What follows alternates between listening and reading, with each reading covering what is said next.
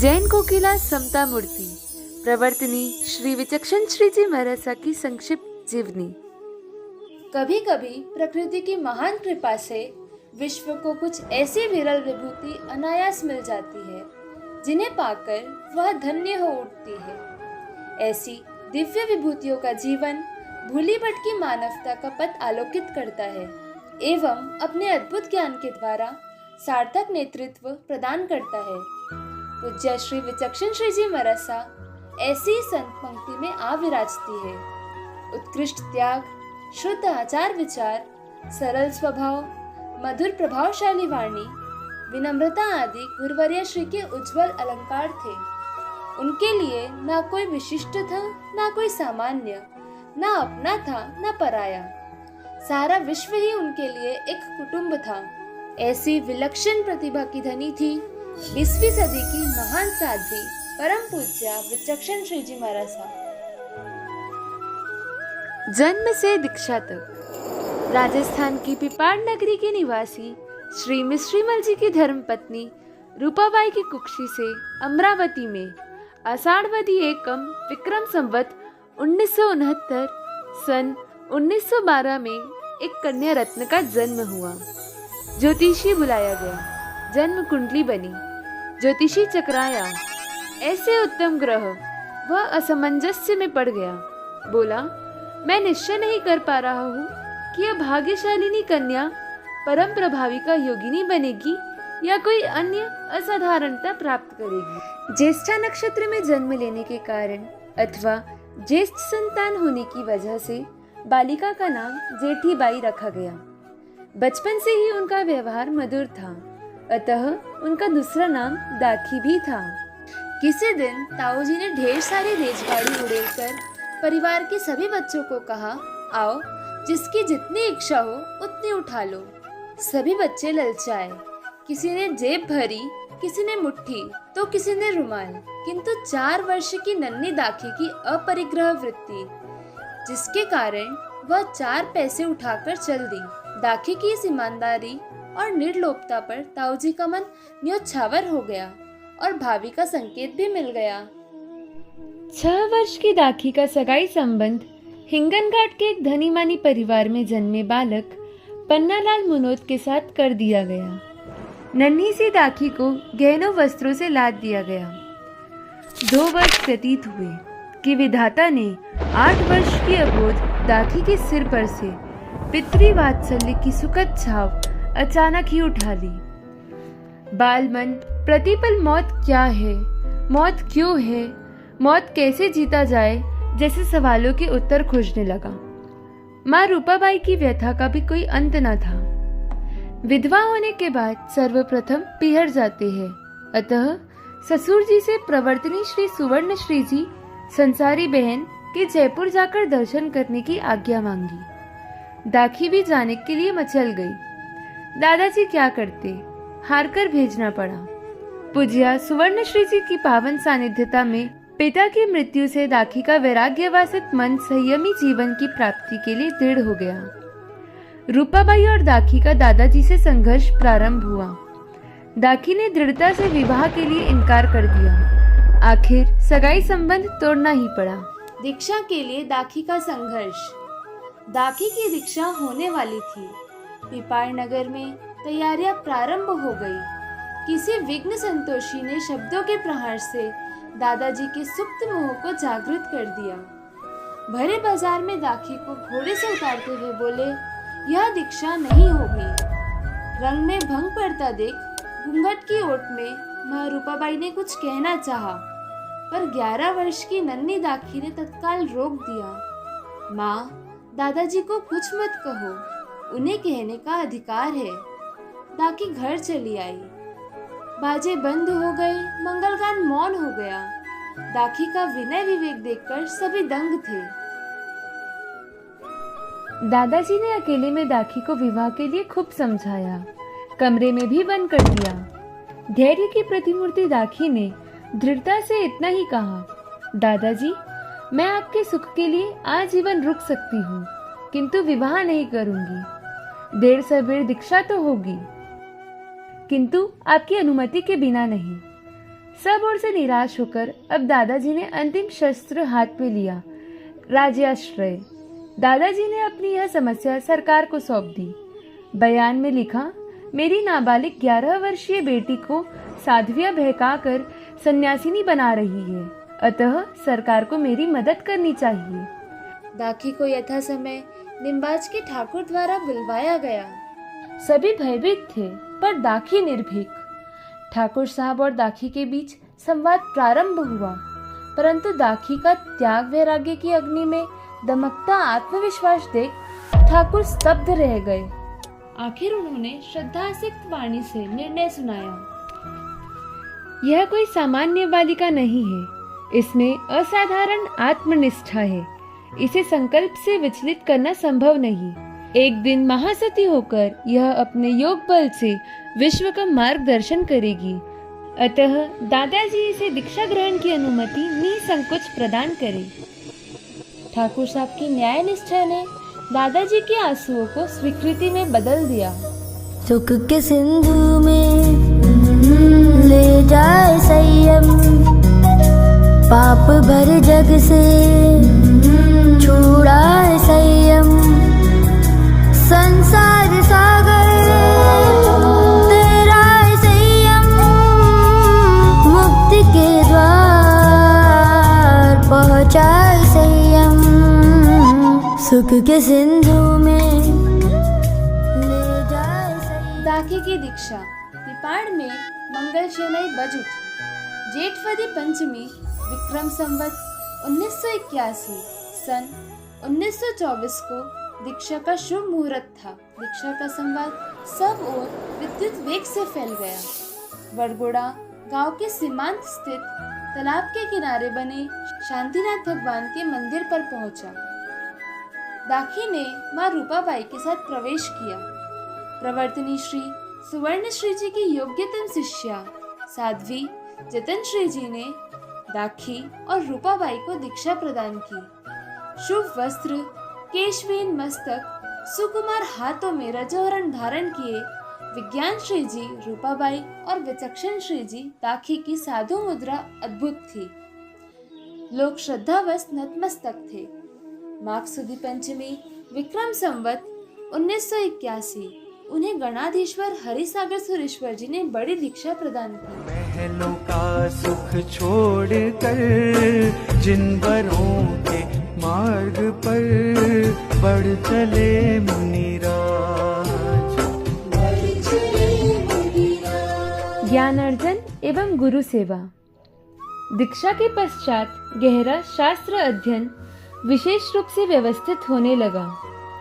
ग्रंथ ज्ञान का उद्देश्य आत्मज्ञान है, यह जानकर आत्मबोध की दिशा में बढ़ने लगी। विचक्षण श्री जी साधवाचार के नियम पालन के साथ साथ गुरु सेवा में सतत तत्पर रहती थी, पर गुरु की शीतल छाया में वे 7-8 वर्ष ही रह पाई।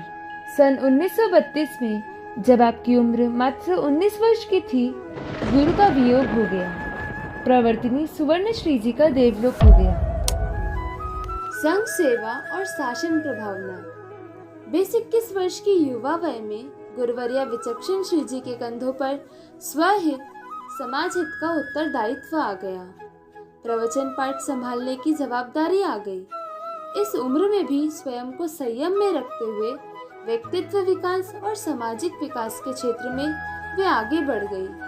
सन 1941 आबू के पहाड़ पर योगीराज शांति सुरेश्वर जी महाराज की साधना स्थली, जहाँ पादरा गांव की तारा और विद्या की दीक्षा योगीराज द्वारा हुई, जो तिलक श्री जी विनीता श्री जी मरसा के नाम से आपकी शिष्याएं बनी। योगीराज ने विचक्षण श्री जी की मधुरता देख उन्हें गुड़ श्री की उपमा प्रदान की। सन 1949 नागौर शासन प्रभावक श्री विजय वल्लभ सुरेश्वर जी महाराज एवं विचक्षण श्री जी दोनों के साथ में प्रवचन हुए। इस प्रसंग पर आचार्य देव ने फरमाया, मधुर बोल बोलने वाली हमारी यह विचक्षण श्री जी जैन कोकिला है। सन 1959 जयपुर में चातुर्मास हुआ। रामनिवास बाग के विशाल प्रांगण में खड़तर गज, तपा गज, स्थानकवासी, तेरापंथ, दिगंबर तथा अन्य जैनेतर बंधुओं द्वारा व्याख्यान भारती के पद से विभूषित किया गया। सन 1961 में उज्जैन में आपको व्याख्यान वाचस्पति की पदवी प्रदान की गई। सन 1961 में मंदसौर में विश्व प्रेम प्रचारिका के विरुद्ध से आपको अलंकृत किया गया। सन 1961 मंदसौर चातुर्मास।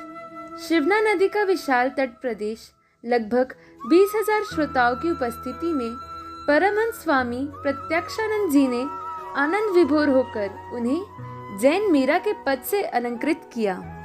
सन 1963 रतलाम। साध्वी जी ने संघ को स्थान स्थान पर एकता की डोर में बांध दिया।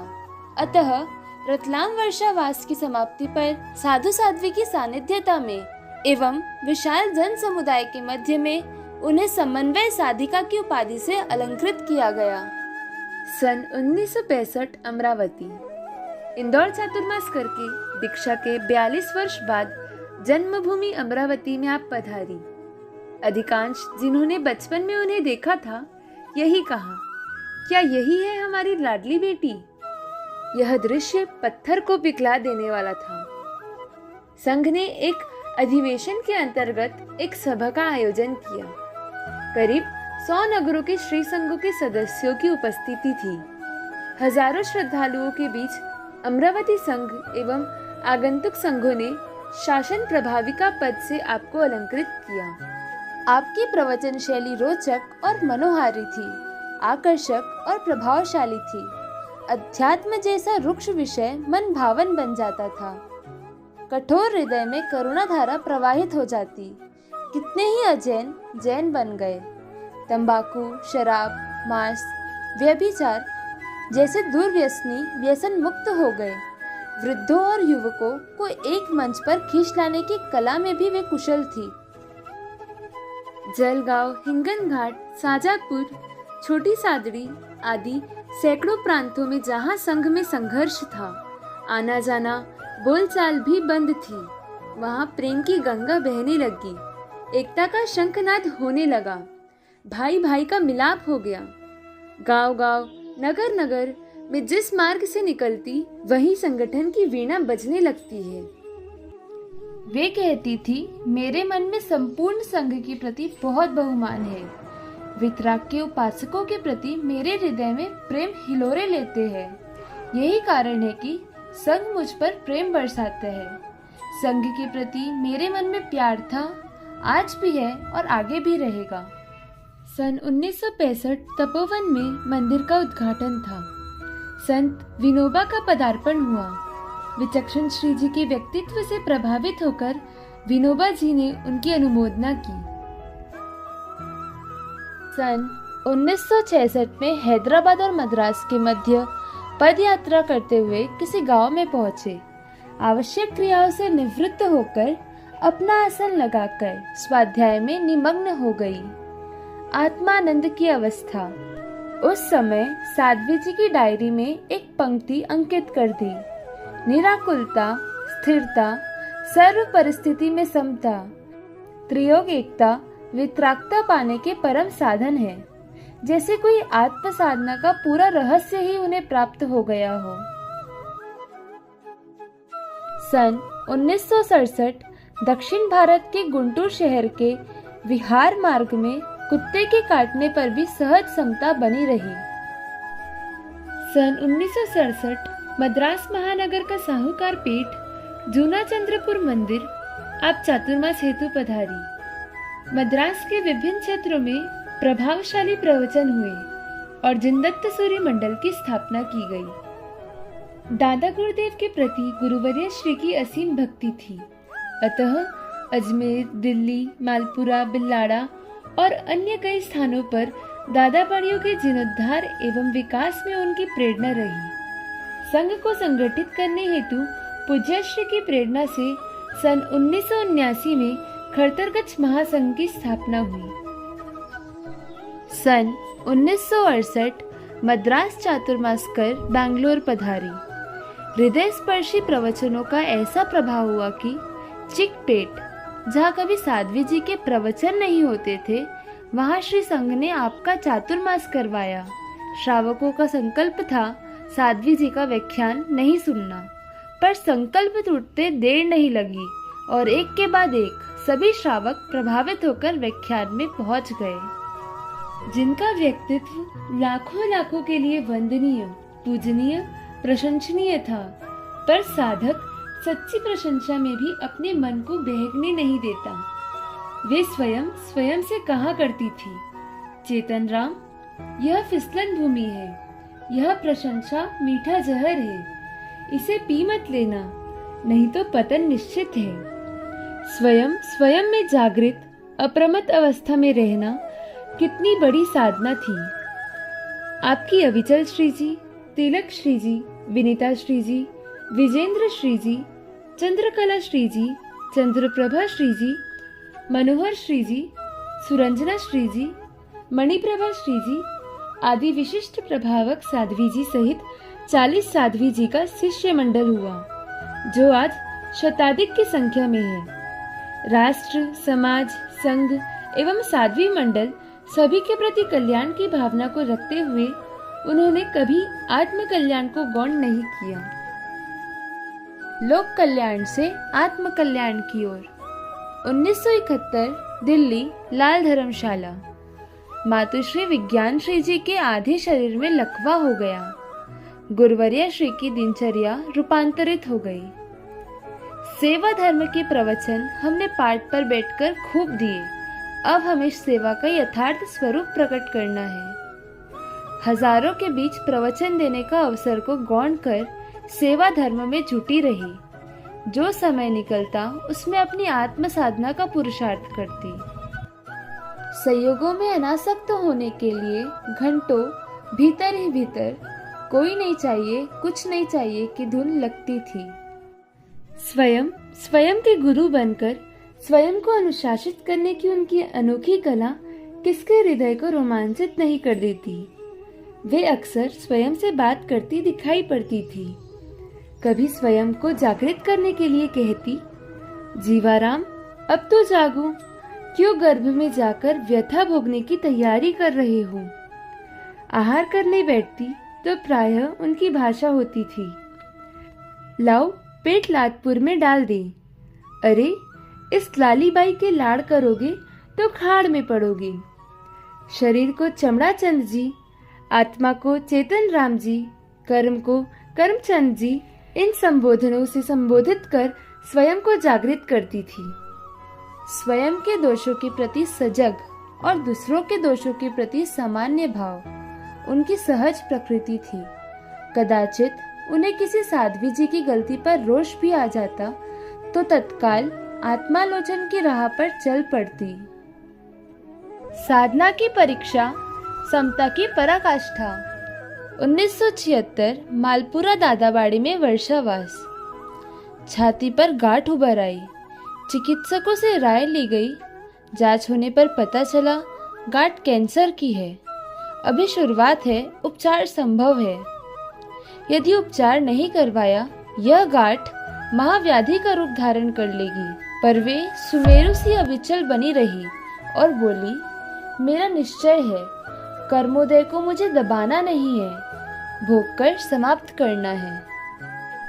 वे प्रतिदिन सीढ़ी से उतरकर मंदिर दर्शनार्थ पधारती, पर कभी उनके मुख से यह नहीं निकला, प्रभु मुझे यह व्याधि क्यों हुई। परंतु प्रार्थना की अंतिम कड़ी यही होती, प्रभु जितनी जितनी व्याधि बढ़ती जाए उतनी उतनी समाधि बढ़ती जाए। बस यही प्रार्थना है। उनके व्यवहार में विनम्रता, उदारता एवं करुणा कुट कुट कर भरी थी। जयपुर नगरी की पुण्य धरा पर संत समागम का प्रायः योग बना ही रहता था। भेद विज्ञानी पूज्या विचक्षण श्री जी मरासा एवं आगम ज्ञानी पूज्या सज्जन श्री जी मरासा का भी साथ रहने का सहयोग कई बार रहा। ज्ञानी से ज्ञानी मिले, करे ज्ञान की बात। परस्पर दोनों की ज्ञान गोष्ठी, आत्मीय भाव, सम्माननीय व्यवहार साध्वी मंडल एवं भक्त गणों के हृदय को अनुमोदना से भर देता था। सन 1977 शासन प्रभावक भक्त हृदय मुनि श्री जयानंद जी मरासा एवं प्रवर्तनी श्री विचक्षण श्री जी का वर्षावास जयपुर में हुआ। मातृ हृदया गुरुवर्य विचक्षण श्री जी द्वारा श्रीमद देवचंद जी महाराज की 20वीं 24वीं आगमसार आदि ग्रंथों का ऐसा गहरा स्वाध्याय हुआ कि मुनिश्री के भावों में देवचंद्र जी महाराज के साहित्य के प्रति गहरी रुचि उत्पन्न हुई और परमात्मा भक्ति के भावों में विशेष वृद्धि हुई। सन 1978 जयपुर मोती डोंगरी दादावाड़ी में पूज्य श्री विराजमान थी। इधर व्याधि बढ़ रही थी किंतु समाधि के कदम उससे काफी आगे थे। मुझे मेरे छोटे से छोटे अपराध की दोषों की क्षमा याचना करनी है, ऐसा भाव जागृत हुआ। प्रभु परमात्मा की साक्षी में मुनि जयानंद जी की निश्रा में जीवन के छोटे से छोटे दोषों का उल्लेख करते हुए भाव निर्मलता के क्षणों में अश्रुधारा का प्रवाह सतत इतना हुआ कि आंसुओं से जमीन गीली हो गई और यह दृश्य देख सभी भक्तों का मन भी भीग गया। दूसरों के प्रति कोमल, स्वयं के लिए कठोर, यह आत्मज्ञानी की सहज वृत्ति होती है। छोटे से छोटे प्राणी की पीड़ा उन्हें व्याकुल कर देती थी, चाहे वह चींटी हो, मक्खी हो, ऊंट हो या कुत्ता हो या गर्भस्थ शिशु हो, किसी की भी पीड़ा उन्हें अपनी लगती थी और सहज अश्रुधारा बह निकलती थी और स्वयं के प्रति इतनी कठोर थी। कैंसर जैसे महारोग में ऑपरेशन आदि उपचार नहीं करवाने का मनोबल तो था ही, किंतु संकल्प बल इतना अविचल रहा कि 3.5 वर्ष में एक दवा की गोली भी नहीं ली। कोई कहता, गुरुवर्या श्री, आप श्री के शरीर में महावेदना है, आप इलाज क्यों नहीं करवा लेती? वे कहती, किसी भाव में अज्ञानवश कर्म बंधन किया, इसलिए यह असाता का उदय आया है। अब वितराग वाणी के सहारे अज्ञान से बांधे कर्मों को समता से विदा करना है और कर्ज मुक्त होना है। कोई कहता, इतनी तीव्र वेदना में अशांति तो होती होगी। वे कहती, जैसा भी उदय है उसमें समभाव रखना ही महावीर का उपदेश है। एक पद है, जाही विधि राखे राम ताही विधि रहिए। यह हृदय को समभाव में रखने के लिए अच्छा मंत्र है। जब कोई उन्हें समता मूर्ति कहता तो वे विचार करती, अभी समता के मार्ग का यह पहला कदम है। समता तो प्रभु वीर की, गज सुकुमार जैसे मुनियों की थी। उनका हर क्षण उपदेश, चिंतन, स्मरण, स्वाध्याय में ही व्यतीत होता। वे कहती, कैंसर की वेदना जाने के समय की सूचना दे रहा है, अतः प्रमाद छोड़कर हर क्षण का सदुपयोग आत्मविशुद्धि के पुरुषार्थ में करना है। हमें मत रोको, हमें आने दो, हमें मत रोको, हमें आने दो। गुरुवरिया के दर्शन पाने दो, हमें मत रोको, हमें आने दो। ये तो जीव कोई अवतारी, इनमें शक्ति देखी भारी, इनकी समता के गुण हमें गाने दो। हमें मत रोको, हमें गाने दो, हमें मत रोको। व्याधि अपनी चरम सीमा पर पहुंचने लगी। वे 24 घंटे बैठी रहती। शरीर और आत्मा का भेद उनके ज्ञान में स्पष्ट था। मुखमंडल पर वेदना का कहीं असर नहीं। पूछने पर कहती, शरीर अपना काम करता है, हम अपना काम करते हैं। वेदना जैसे जैसे बढ़ती, वे अपने मन को समझाती, मनीराम थोड़ा धीरज रखो, अब होश में आओ, अपनी अनादि की मूर्छा का त्याग करो। अमर मुनि जी ने अपने एक पत्र में लिखा, विचक्षण श्री जी, जो सम्यक दर्शन गच्छ मत परंपरा में उलझ कर रह गया, आपने वास्तव में उस सम्यक दर्शन को आत्मसात किया है। कठिन कसौटी अब कठिनतर हो चली। गांठ पहले ही फूट चुकी थी, गांठ पर छाले आ गए थे। कपड़ा लगाना कठिन था, अतः मुंह छोड़कर तन पर्दे की ओट में ढका रहता था। पोष की ठहरा देने वाली कड़ाके की सर्दी, अर्धरात्रि का सन्नाटा था।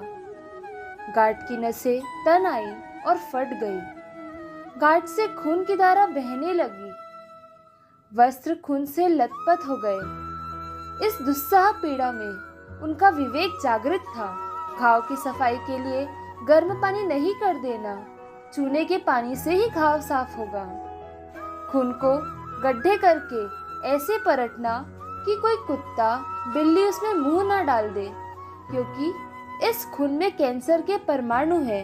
धन्य थी उनकी सजगता। ऐसी दशा हो भगवन, जब प्राण तन से निकले,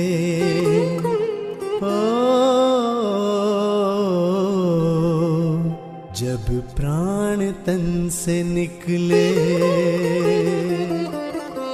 गिरिराज की हो छाया, मन में न होवे माया, तप से हो शुद्ध काया, जब प्राण तन से निकले। जिस दिन को कभी ना आना था वह अंततः आ ही गया। 18 अप्रैल 1980, वैशाख सुदी चौथ, समय 11:30 बजे। मोती डोंगरी दादाबाड़ी का वह हॉल जहां उन्होंने 3 वर्ष समता की साधना की, आज वह नीड़ खाली हो गया। हम शरीर नहीं, शरीर में हम हैं। पंछी उड़ गया, पिंजरा खाली हो गया। जिन्होंने उन्हें देखा था वह निहाल हुआ था, आज बेहाल था। दाह स्थल मोहनबाड़ी में यात्रा पहुंची। चिता धू धू कर धधक रही थी। हम सबका जीवन सर्वस्व धुआं बन आकाश में उड़ चला। आज भी जयपुर नगरी की पुण्य धरा पर, जहाँ ऋषभदेव प्रभु का तीर्थ स्वरूप कलात्मक भव्य जिनालय है, ऐसी मोहनबाड़ी के प्रांगण में विचक्षण समाधि स्थल, जहाँ गुरुवर्या श्री के जीवन की जीवंत झांकियाँ है। प्रवेश करते ही असीम शांति का अनुभव होता है। उनकी इस समाधि से आज भी स्वर उठ रहा है, देह के मोह का त्याग करो और अपनी आत्मा में आत्मभाव को पुष्ट करो। जागो चेतन जागो, जागने का यही समय है, जागो। वास्तव में इस युग की यह सत्य घटना है। 20वीं सदी की महान साध्वी विचक्षण श्री जी। जय विचक्षण, जय गुरुवर्या।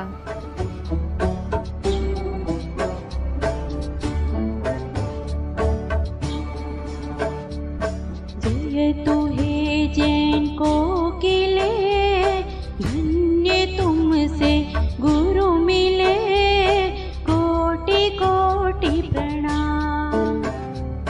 भाग्य सुमन जो खिले, तो ही ऐसे गुरु मिले हो, कोटि कोटि प्रणाम।